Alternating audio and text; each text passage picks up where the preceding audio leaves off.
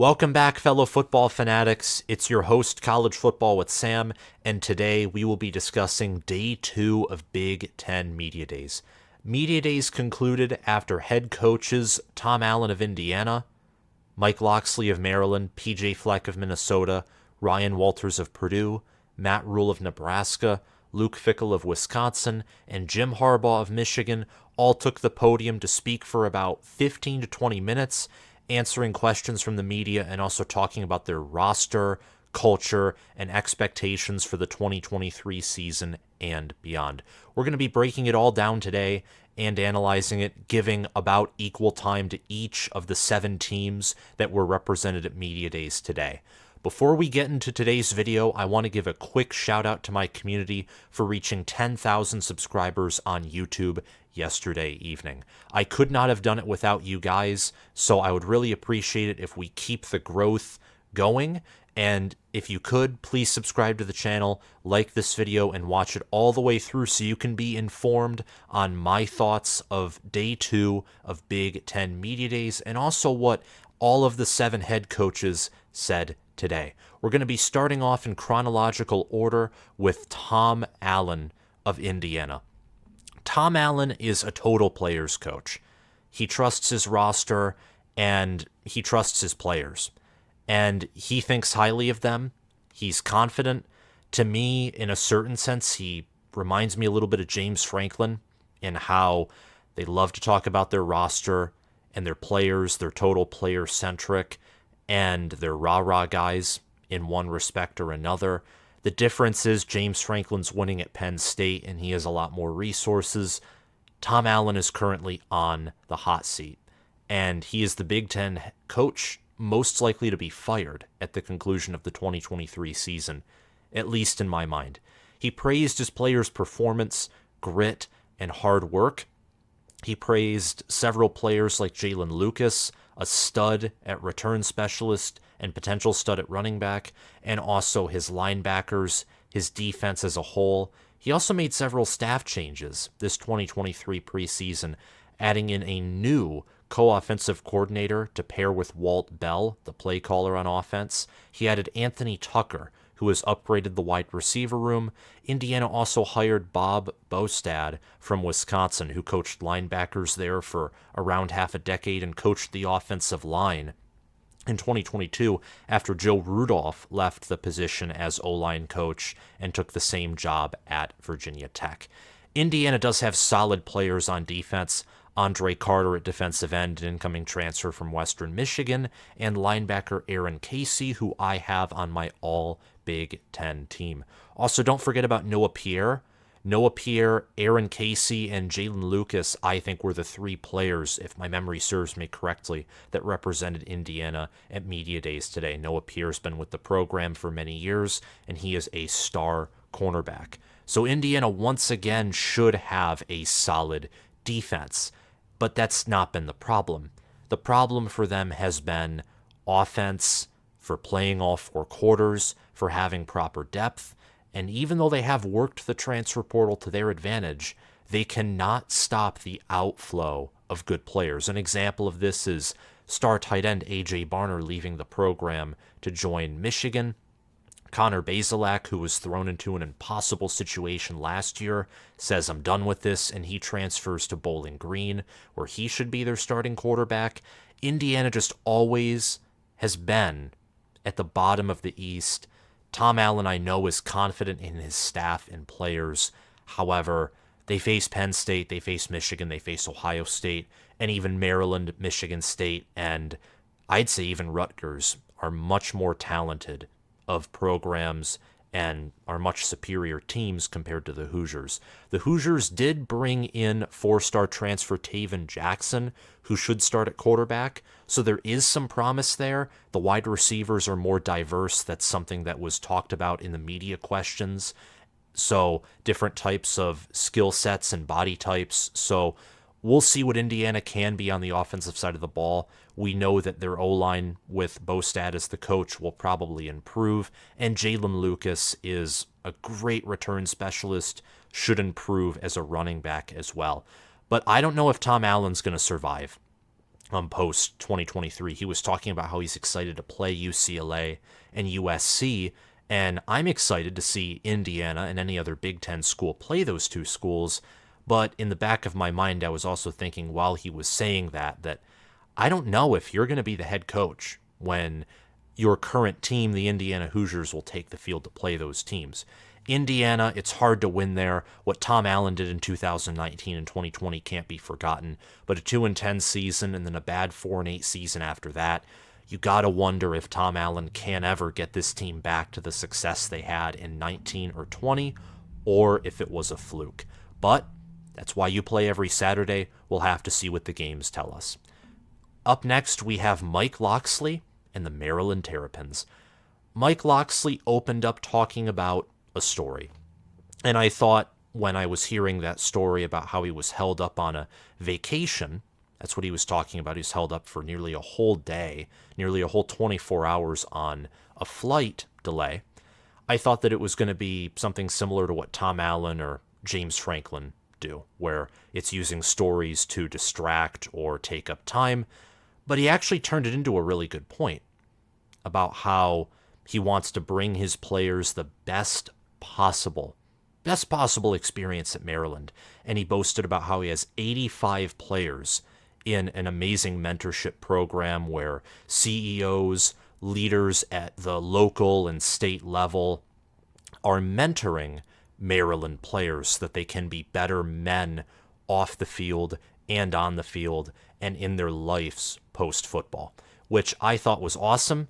Mike Locksley, to me, I think is an intelligent head coach. I think that he's a good man.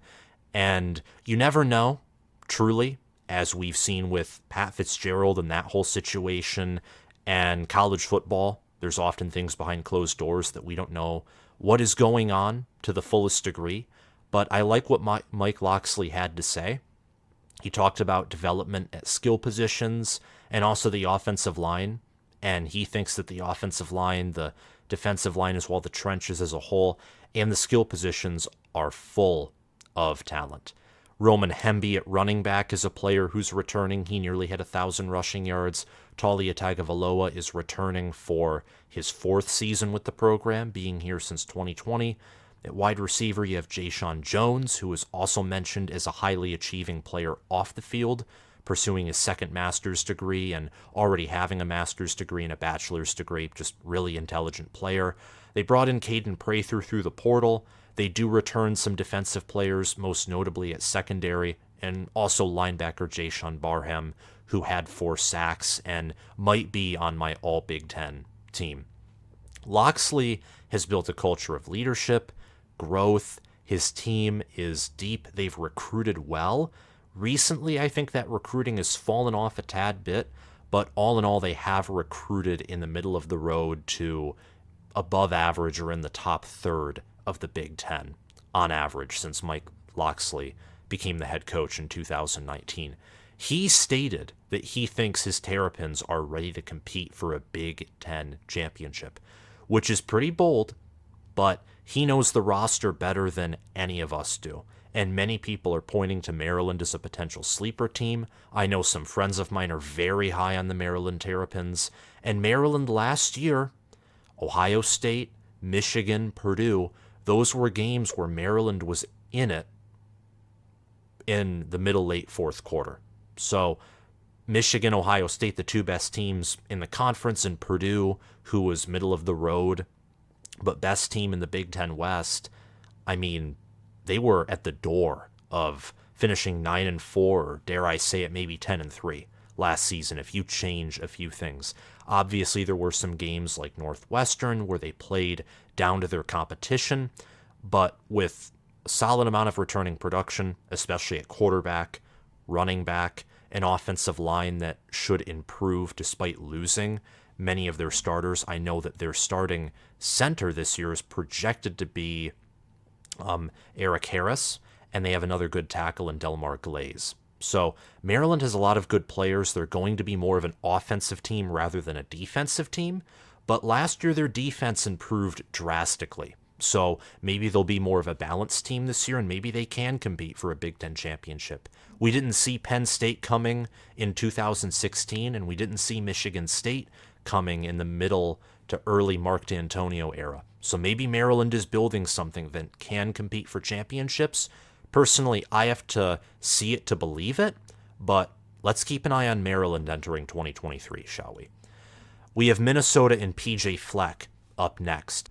I think resilient is the word I could best use to describe Minnesota's football program.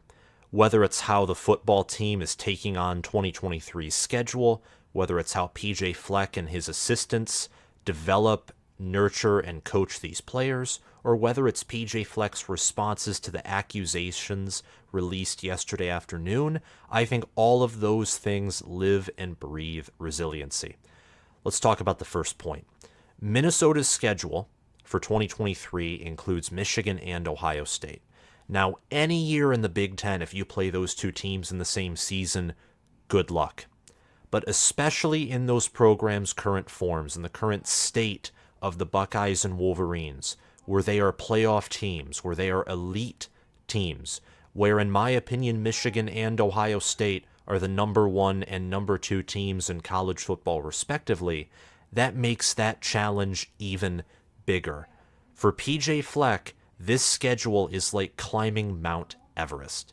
It's going to be hard enough to go 7-5, 8-4. It's going to be extremely challenging to go 9-3 or just 10-2 like they did in 2019 when the toughest teams they had to face were Penn State and Wisconsin.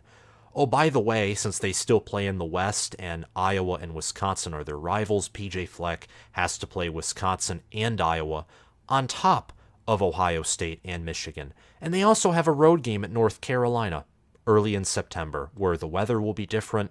North Carolina has an elite quarterback in Drake May. So, yeah, the schedule's tough. And you know what Minnesota does? They don't care. They just work harder.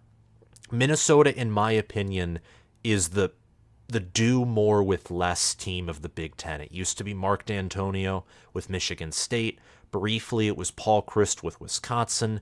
You could argue that, James Franklin was there for a while. Pat Fitzgerald with Northwestern in 2018-2020.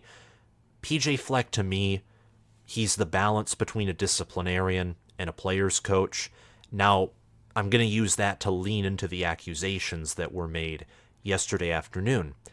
There were accusations from multiple former players, some of whom are still playing in the sport of college football, but on different teams, they transferred out, that PJ Fleck's culture is toxic, it rewards misbehavior, and it's cult-like. Now, the latter part of me can understand the row the boat mantra and other things surrounding the program, like their almost never-ending positivity. I can understand how that would come across as cult-like. However, the accusations were anecdotal at best. Several players have come out in defense of Fleck, but more importantly than any of that, Northwestern, for example, an independent law firm came to the conclusion that there was toxicity in the locker room. An independent law firm did that, backed by evidence and investigators and all that stuff. They came to that conclusion, and the rest was history, whether you want to argue that the university did a very poor job of handling the hazing scandal, which they did. That's for another conversation. Other law firms and other organizations have investigated Minnesota before over these allegations, which seemingly are on a year-to-year basis that these allegations come about regarding PJ Fleck. And every time he's been proven innocent. So I need to see evidence that he is guilty about these things before I believe it. For now, I just think that, look, PJ Fleck's culture is hard to play for. There are certain things that he does, of course, the positivity, the hard work, the community service that not every player and every personality is going to agree with. And even the players that defended him have said that. But I don't think the culture's toxic. I don't. But if I'm wrong, I'm wrong. Toxic cultures are not acceptable. Hazing's not acceptable. But what Minnesota and PJ Fleck are doing, I think overall, they've built an elite culture. I think that their staff is great. I think that when it comes to physicality, this team's elite. We need to see more athleticism out of them. They have the size of a Michigan, Ohio State, a Penn State, but they don't quite have that speed. And they lost a ton of starters. Tanner Morgan, Muhammad Ibrahim, John Michael Schmitz, Jordan Howden. They did bring back Tyler Nubin, though, and they did bring in some transfers like Corey Crooms at wide receiver. Ethan Kaliakmanis got some starts last season, and he should improve. And tight end Brevin Spanford returns. And Brevin Spanford's 6'7", 270 pounds. He'll be one of the best tight ends in the nation. I think he's the second best tight end in the nation, only behind Brock Bowers. So Minnesota is a team where they're low in returning production, but I'm actually pretty high on them entering 2023 because I think what Fleck is doing there is he's doing more with less, and I think Minnesota is one of the best developmental programs in the country. Now we're talking about a guy who is new.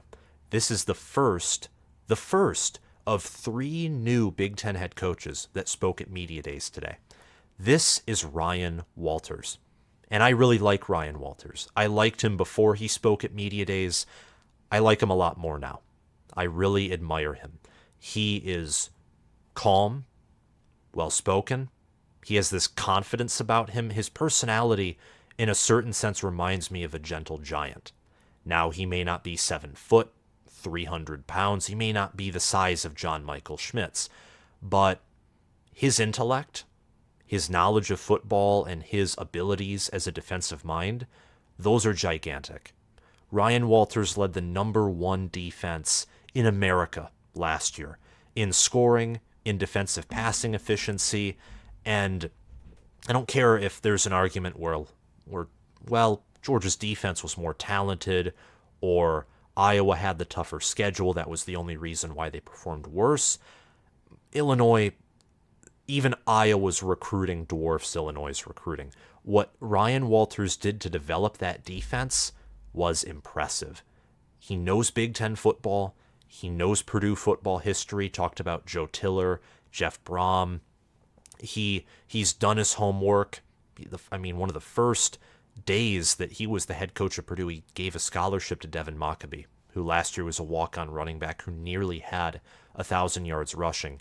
He's going to be back. They brought in Hudson Card through the transfer portal. They also returned safety Cam Allen, who's on my All-Big Ten team and is for sure on any preseason All-Big Ten team, any preseason team where the writers have at least done their homework. Cam Allen is one of the Big Ten's better safeties, and they have better players elsewhere, too. They have good tight ends, good wide receivers. I know that TJ Sheffield is going to return, and they also, I think, have Tyrone Tracy for another year. Him and Charlie Jones transferred to Purdue in the 2022 preseason. Jones went to the NFL, and I think Tyrone Tracy does have one more year, but if I'm wrong, please let me know in the comments down below. In my opinion, he made an amazing impression in the first day of Media Days. Better than David Braun. Now, he was similar to David Braun in the sense that him and David Braun, they're not amazing public speakers. They're not charismatic. That's just my opinion. But they're relatable. Ryan Walters is very relatable.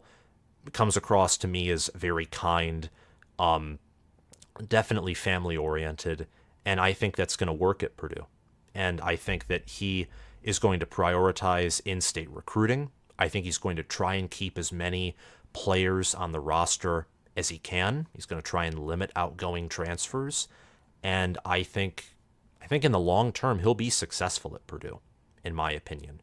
He used the transfer portal to reload after 2022's starters departed. Again, Charlie Jones left to the NFL. Same with Aiden O'Connell. The Boilermakers staff, they have Graham Harrell as their offensive coordinator. They're going to run an air raid with Devin Mockabee and with Hudson Card. Hudson Card, I don't think that he's an elite quarterback, but I do think he's good. And I think that Purdue certainly will be a competitive team in the Big Ten West. Can they win it again in back-to-back seasons with a new head coach and a new staff? I'm sort of doubtful of that, but Ryan Walters said that he doesn't really care whether they pass it a ton, run it a ton. They just want to be physical, they want to be tough, and they want to win football games. And most importantly, he used the word aggressive. I like that the Big Ten is having a plethora of, whether it's new Big Ten head coaches like Ryan Day, Mel Tucker, and by new, I don't mean this year, I mean like in the past decade. New minds, young minds, aggressive minds, whether it's Ryan Walters with Purdue, Mel Tucker with Michigan State, whether it's Ryan Day with Ohio State, James Franklin even with Penn State, Luke Fickell with Wisconsin this year, and same with Matt Rhule, PJ Fleck to a certain degree, and even Jim Harbaugh making a pivotal change in his career and adapting after a disastrous 2020 season. The Big Ten has certainly, its philosophy has stayed the same, but there are major changes happening in the conference, not just with bringing in USC and UCLA, but also how the conference is evolving in the sport and with on-the-field play, schemes, and philosophy. So I think Ryan Walters, ultimate banger of a hire for Purdue, I think. Awesome hire. Very impressed with what he said. And for Nebraska, we're talking about Matt Rhule. Now, when news broke, I think it was late in the Iowa game or after the Iowa game last season, where Mickey Joseph, in his final game as interim head coach, spoiled the Hawkeyes' chances of reaching Indy for the second year in a row, it was announced that Matt Rhule was going to be the next head coach of the Nebraska Cornhuskers. Matt Rhule is, I think, similar to Ryan Walters in the sense that they're cool, calm, collected, relatable. Matt Rhule also has, I think, a similarity with PJ Fleck, and they're intensely positive. They care about their players. They want them to be better men. I think that was a theme with a lot of head coaches at media days today, like Locksley, Rhule, Walters, Fleck, guys that really have stressed in their speeches today and in answering media questions that they want their players to be the best men that they can possibly be, not just on the field as athletes, but off the field as human beings. So what Matt Rhule said in regards to that, I admire, and I also admire his adaptability. They're bringing in a new defense, a 3-3-5 defense with Tony White, who is a great defensive coordinator at Syracuse. They have an athletic quarterback in Jeff Sims.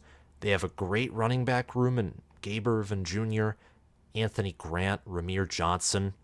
I think they have a very underrated skill position set in the Big Ten because they also have Billy Kemp and Marcus Washington at wide receiver, and Xavier Betts. He's rejoining the program after he was ineligible for 2022. And at tight end, whether it's Nate Borkacher or Thomas Fidone, they have good tight ends there as well. Question, of course, is the offensive line for this team, but I think that with continuity there, with Donovan Raiola being the O-line coach for the second year in a row, and they do have returning starters at the position, there is a chance that that room takes a big step forward. They also seem to be healthier and deeper than they were last year. This team has, under Scott Frost, they recruited well. They didn't exactly develop well, but they recruited well enough to where this team, with a good staff, can make a huge step forward in year one. And I've already said I think Nebraska's going bowling in year one under Matt Rhule. I absolutely believe that. They will be rebuilding this year, though, and Rhule said that over and over again about tempering expectations. This team is not going to be championship caliber in year one. He's setting the tone. He's setting the tone. And I love that because under no circumstances, especially after last year, I think is Nebraska getting 11, 12 wins. It's not happening. They couldn't pull an upset here or two. They can go on the road in week one and beat Minnesota on a Thursday night in the last day of August, the 31st. It's possible. But a lot of the programs, whether it's in the West or in the Big Ten period, have had their head coaches for longer. Their cultures are more established, developmentally and with strength and conditioning. And even in some cases, not facilities, but just roster talent, like raw talent, size, athleticism. They're ahead because Scott Frost set this program that far back.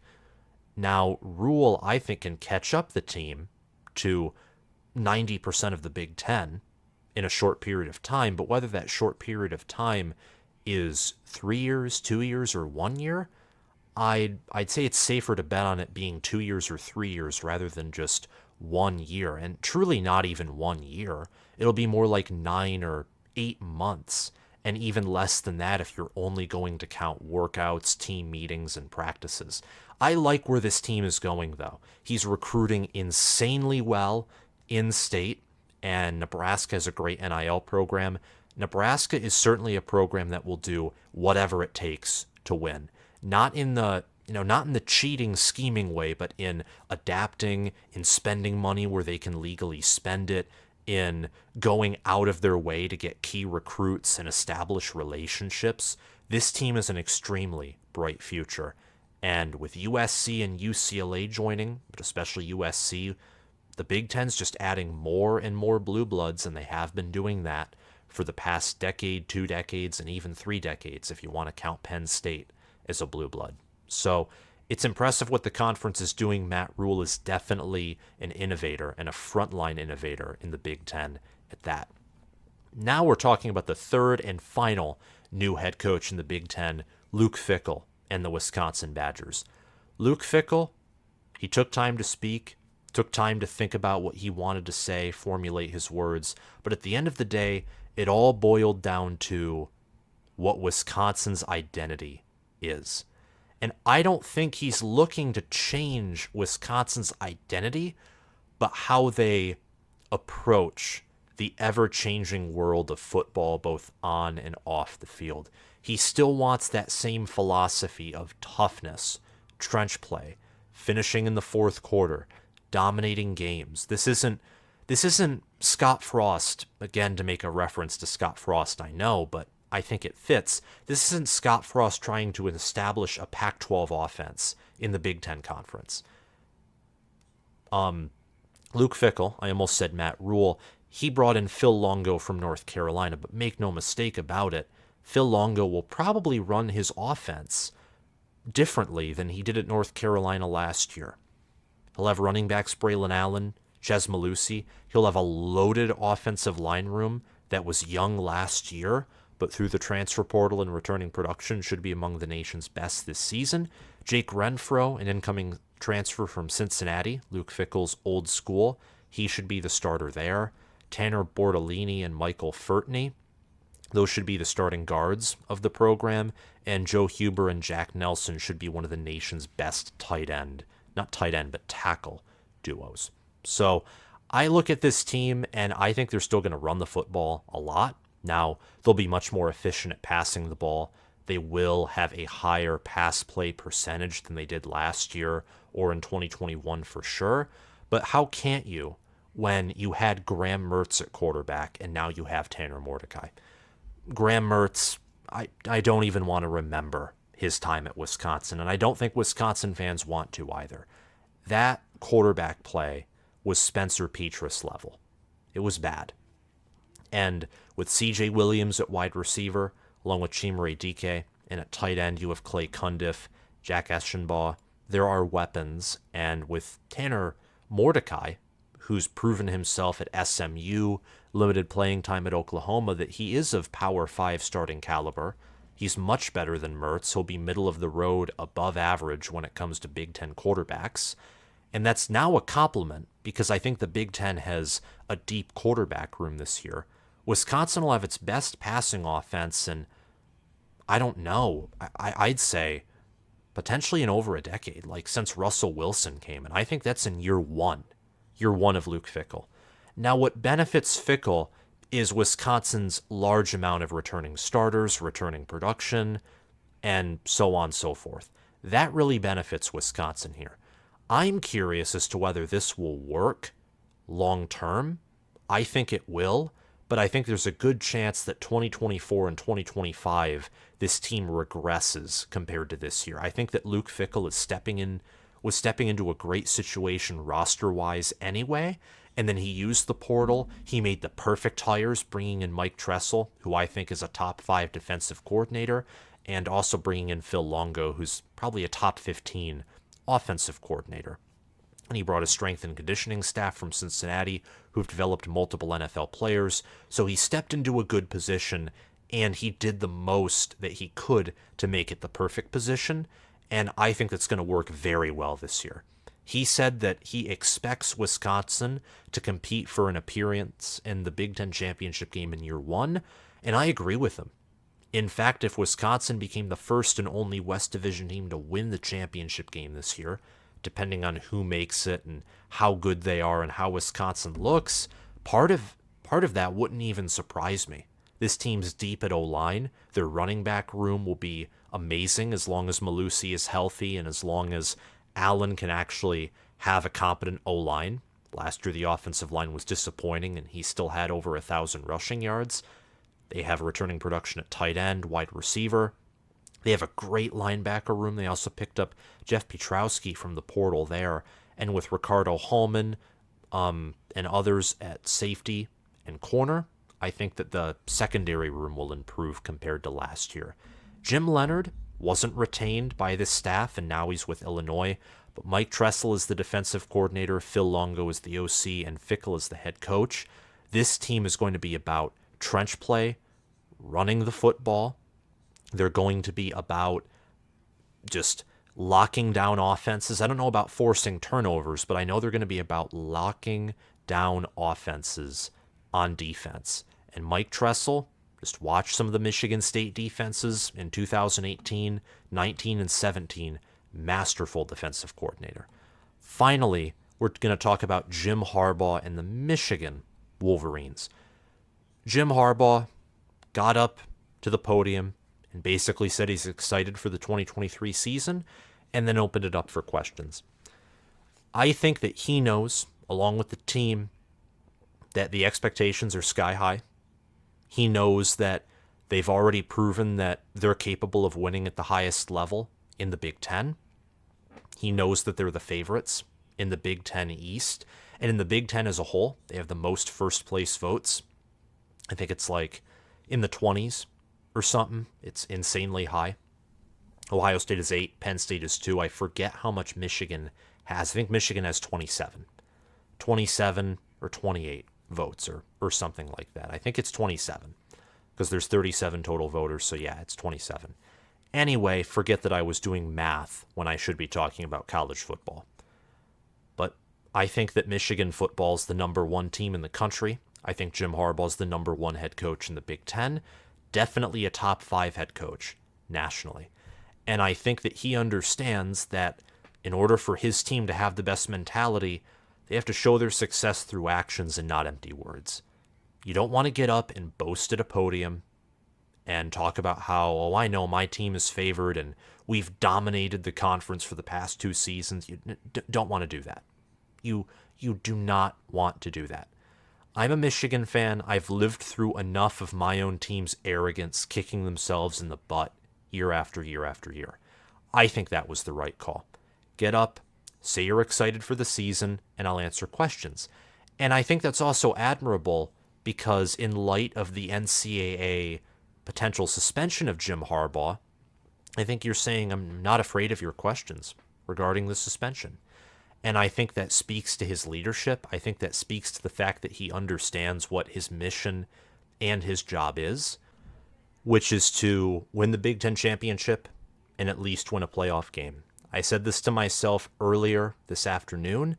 For Michigan, in my opinion, anything short of 14-1, which would be an improvement off of last year, anything short of 14-1 is a disappointment, and anything short of winning a playoff game is outright unacceptable. With the amount that this team returns, the playmaker they have at quarterback, with running backs Blake Corum, Donovan Edwards, with what should be an elite offensive line for the 3rd year in a row, with a defense that returns players like Chris Jenkins, Jalen Harrell, Michael Barrett, Junior Colson, and a secondary, which Jim Harbaugh noted, despite the competition at the second cornerback spot, the cornerback spot that is opposite of who should be an All-American and Will Johnson, he noted that as a strength despite the competition. They have Jaden McBurrows, Amorian Walker, Josh Wallace, and if Walker and McBurrows are being developed right now as we speak in a great way, and with Steve Klinkscale as their position coach and with Ben Herbert as the strength and conditioning coach, I have absolute faith with evidence to back that up that they are being developed as best as they can. And Wallace was a proven corner at UMass. I have no doubt that the corner position is a strength. Harbaugh also stated that there are 10 players that are of starting caliber. And I think he was being humble. I think there are potentially more Power 5, potentially starting caliber players. And that's incredible. The offensive line is deep. I think it will once again be the best in the nation in the regular season.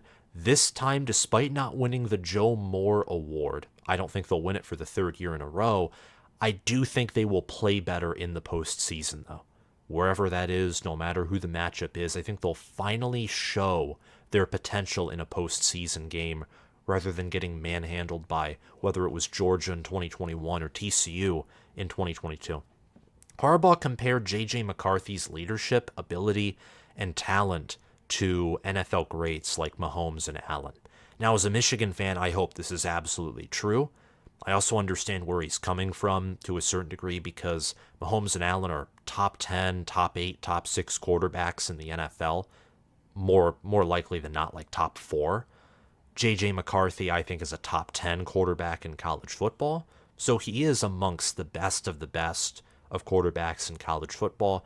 I still think Caleb Williams, Drake May, even Jalen Daniels from Kansas, and like Bo Nix from Oregon, Michael Penix from Washington, I think are a step ahead of McCarthy, but McCarthy could certainly leapfrog over some of those players.